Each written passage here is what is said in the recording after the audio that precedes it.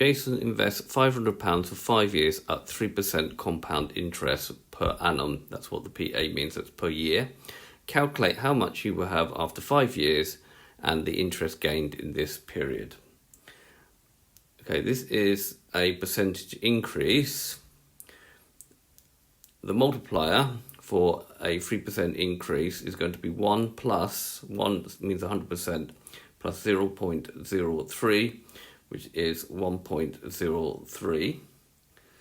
So the amount after 5 years will be equal to 500 and then times 1.03, and we have to do that 4 more times, so it's 5 times altogether. However, it's better to write this as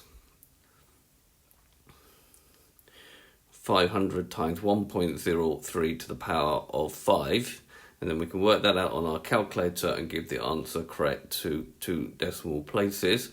So the amount will be 579.64. Now what will be the interest gained? The interest gained will be 579.64 minus 500, which is 79.64. So this has been a video to show you how to work out a compound percentage increase. I hope you've understood, and I thank you very much for watching.